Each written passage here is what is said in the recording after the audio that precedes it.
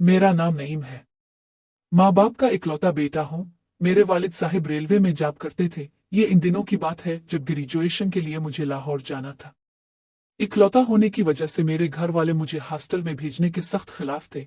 मुझे किताबें पढ़ने का बहुत शौक था। कॉलेज की लाइब्रेरी से लेकर ऑनलाइन रीडिंग तक मैंने हर तरह की बुक्स पढ़ रखी थी। एक्सरसाइज और बुक्स रीडिंग बक्स ने मेरे इल्म में बेहतरी लाई और एक्सरसाइज ने मेरे सेहत में।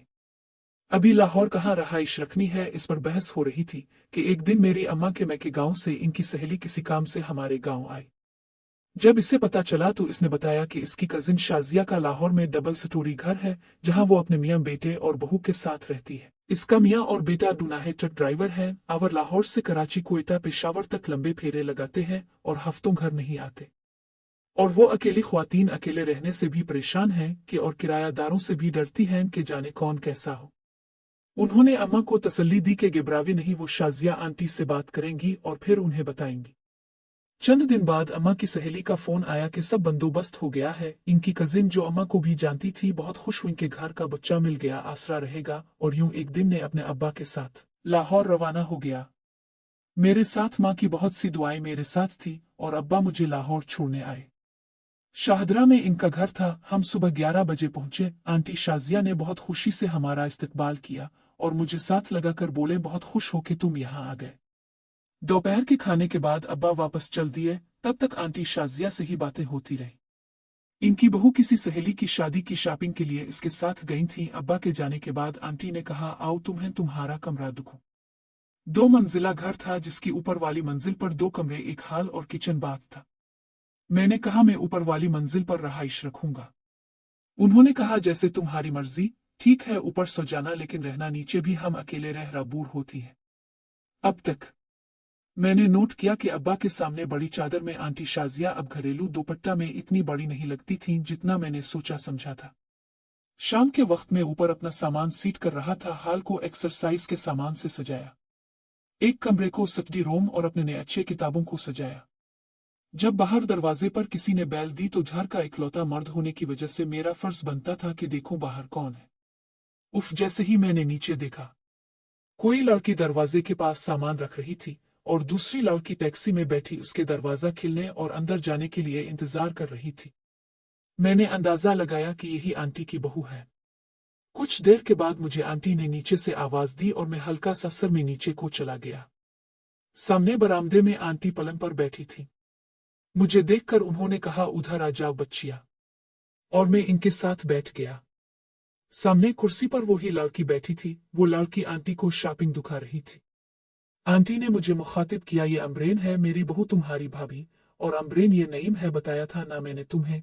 भाभी ने मेरी तरफ देखा और स्माइल दी, साथ ही हाथ आगे बढ़ाया। मैं थोड़ा सा झिझका और फिर हाथ बढ़ा दिया। कुछ देर बाद वो खाना बनाने में मगन हो गई और खाला मुझे अपने गांव की और मेरे अम्मा की कहानियां सुनाती रहे। और शाम के खाने के बाद मैं उठने लगा था कि आंटी ने कहा, तुम जा रहे हो। इतनी रौनक लगी थी, आओ अंदर बैठते। बाहर हल्की सर्दी हो रही थी। वो मुझे लिए अमरेन के कमरे में आ गई।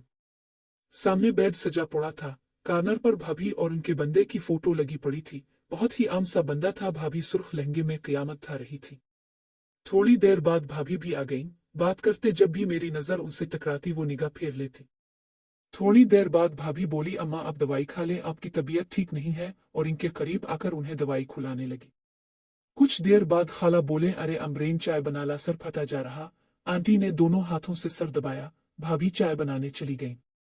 तो मैंने कहा, शक्र है अब चाय। बोली, मेरी बहुत आदत है चाय पीने की।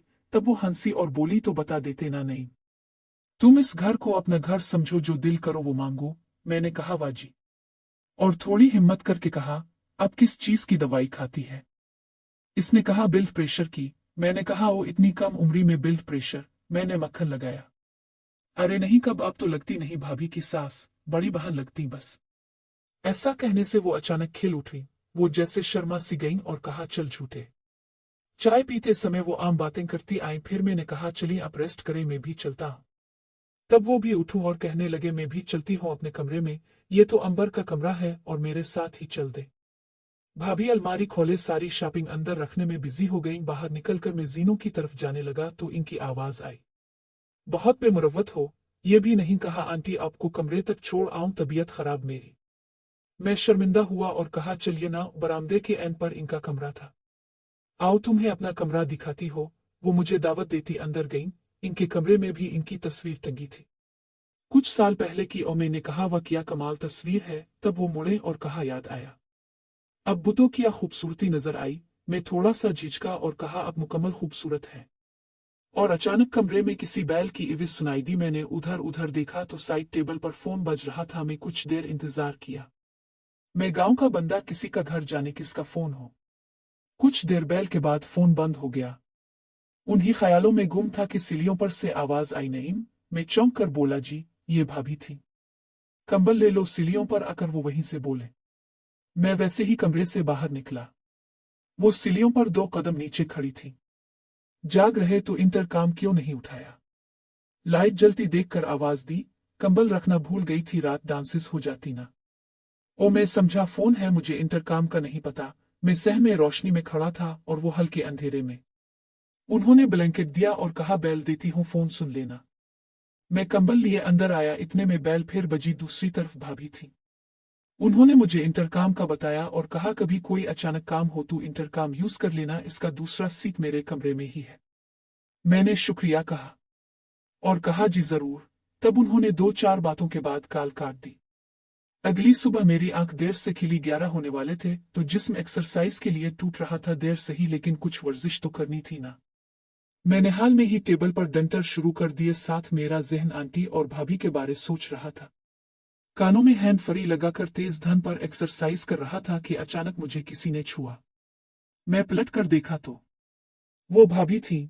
कब से इविज दे रही हो आंटी, और तुम यहाँ पहलवान बन रहे। उन्होंने गुड़ बढ़ाकर कहा। जल्दी से आओ आंटी, नाश्ते पर वेट कर रहे। वो तेजी से पलटी। कुछ देर बाद जब मैं नीचे गया तो आंटी सामने बैठी थी। उन्होंने मुझे घोर कर भाभी का एहसास दिलाया और अपने पास जगह दी। भाभी नाश्ता लेने गईं तो मैंने कहा, कैसी तबीयत, आज तो गजब धारे। उन्होंने होले से कहा, और बहुत बेहतर हूं। कहीं जाने का इरादा है क्या? क्यों, तुमने साथ जाना है क्या? उन्होंने मेरा सवाल वापस लौटा दिया। मेरा क्या है, चला चिल्लूंगा अगर अब साथ ली जाएं तो। बताएं ना, फिर दिखाएंगी दुनिया, आना उम्मीद रखूं। वो हंसी और कहती, दुनिया की तो बाद में बात है। चुल्लू, तुम्हें आज लाहौर घुमाती हो। चुल्लू, थोड़ा सा काम है, कुछ चीजें लेनी है। जाओ, तैयार हो आओ। मैं उठा और ऊपर आकर तैयार हुआ। थोड़ी देर बाद आंटी बड़ी सी चादर में कमरे से निकले और हम दोनों घर से बाहर आ गए। सड़क से रिक्शा लिया और आंटी ने इसे कोई एड्रेस बताया। मैं रिक्शा से बाहर लाहौर की रौनक देखने लगा। अचानक मेरी नजर सामने लगे लंबे शीशे पर पड़ी। आंटी शीशे में मेरी तरफ ही देख रही थी। मैंने पूछा, हम कहाँ जा रहे? वो बोले, जिन्होंने घूमना होता वो पूछते नहीं, बस साथ चलते हैं। तो फिर आप मुझे घुमाएंगी ना? ये ले, हमने आपको हाथ पकड़ा दिया, जिधर मर्जी ले चली। मैंने हाथ आगे बढ़ाया और उन्होंने कहा, डन, और हाथ थामा। कुछ देर बाद हम एक पुरानी हवेली पहुंचे। पाकिस्तान बनने से पहले की कदीम हवेली। हवेली की तामीर अच्छी थी, लेकिन आजकल वहां उजाड़ समा था। लगता है रिहायशी को बनी बनाई हवेली मिल गई, लेकिन अब पैसे नहीं के आराइश करवा सके। आगे हाल में एक 60-70 साला बाबा बैठा हुआ थे, जिसके पास कुछ पुरानी किताबें, कुछ सुफूफ और माजूनों वाले प्लास्टिक के डब्बे पड़े थे। कुछ दूर आगे एक VIP juice and ice cream corner था। आंटी मुझे साथ लिए इस होटल में चली गई। आमने सामने सोफा सीट्स और दरमियाने शीशा का टेबल पड़ा हुआ था। कुछ देर बाद वेटर आया तो आंटी ने इसे 2 फ्रेश एप्पल जूस लाने का कहा। सर्व के बाद आंटी ने इसे कहा कि कुछ देर बाद स्पेशल फ्रूट चाट दे जाना, और मुस्कुरा कर बोले, तुम हैरान हो रहे होगे, मैं बताती हूँ तुम्हें, हम बट है खाने पीने के शदीद शौकीन। मुझे मुरग़न खाने, स्पेशली मछली पाई, ड्राई फ्रूट्स और अंडा बहुत पसंद है। मैं सर हिलाता गया। तुम्हारी भाभी मेरी भांजी है और उसके वालिदैन की वफात के बाद वो हमारे साथ ही रहती है। बाद में इसकी शादी करके बहू बना लिया। पिछले 10 साल से हम दोनों अकेले ही रहते हैं। ज्यादातर तुम्हारे अंकल और तुम्हारा भाई तो बस स्टॉप पे ही रहते हैं। इनके चेहरे पे अफसुर्दगी सी तारी हुई। मैंने इनके हाथ पर हाथ रखकर कहा, अब मैं आ गया हूं ना आपको रौनक लगाने, अभी तो अपने मुझे दुनिया भी दिखानी है। वो हंसी और कहा, बहुत शौक है, लेकिन दुनिया देखना और उसको संभालना यानी एडजस्ट होना बहुत मुश्किल होता है। मैंने कहा, मिसला नहीं, मैं हिम्मत का पक्का हूं। कुछ देर बाद स्पेशल फ्रूट चाट आ गई, जिसमें ड्राई फ्रूट मिक्स था। इसके बाद हम वापसी को चल दिए। रास्ते में वो बोले, मैं तुम पे एतमाद करते हुए तुम्हें दुनिया दुखा दूंगी, लाहौर घुमा दूंगी, लेकिन इस बात का किसी को पता ना चले। मैं ताबेदार बच्चों की तरह सर हिलाता गया। घर आकर वो अपने कमरे में रेस्ट करने चल दें और मैं ऊपर की मंजिल पर कमरे की तरफ फ्रेश हैकर में लेट गया। सोते समय ख्वाबों में भी मुझे आंटी ही नजर आ रहे थे। मैं जाने कब तक सोया रहता, कहा मेरी आंख आंटी की आवाज से खिली। मैंने नीम आंखों से देखा तो वो आंखें फाड़े मेरी तरफ देख रही थीं। मैं हाल बढ़ाकर उठा और वो भी खिलाफ तवक्को मुझे नीचे आने का कहती वापस चली गईं। बाहर अंधेरा फैल चुका था। मैं जब नीचे उतरा तो वो भाभी के साथ रात के खाने को टेबल पर रख रही थी। खाने के बाद चाय का दौर चला और फिर ऐसे ही उधर उधर की बातों में वक्त गुजरता गया। 9 बजने वाले थे जब भाभी ये कहते हुए कि आज तो मैं बहुत थक गई, सारा दिन आपके बाद पेटियों को खोलकर सर्दियों का सामान निकाल कर सुखाया, गर्मियों के कपड़े धोकर वापस रखे। मैं तो चली हूँ और हम दोनों वही बरामदे में हल्की खुमकी हो रही थी। खाला ने मुझे कहा तुम ऊपर चलो, मैं तुम्हें अपना फोटो फ्रेम दिखाती हूँ। आज तबीयत कुछ बेहतर तो चलो ऊपर वॉक कर लेंगे। मुझे लगा कि बस। कुछ देर बाद आंटी एल्बम उठे ऊपर आईं और मेरे साथ ही पलंग बैठ गईं और मुझे सबकी तस्वीरें दिखाने लगे। एक तस्वीर कुछ साल पुरानी थी। आंटी सुर्ख लिबास में खड़ी थी। मैंने कहा अब तो क़यामत है। उन्होंने अच्छा जी कहा तो मैंने कहा 1 मिनट एल्बम दें। उन्होंने मुझे एल्बम पकड़ाया तो मैं तस्वीरें पलटता इनकी तारीफें करता जा रहा था। अचानक मुझे महसूस हुआ कि एक तस्वीर के नीचे भी तस्वीर है, जैसे छपाई गई हो। मैं इसे देखने लगा तो उन्होंने कहा नो ओ नो, इसे नहीं देखना।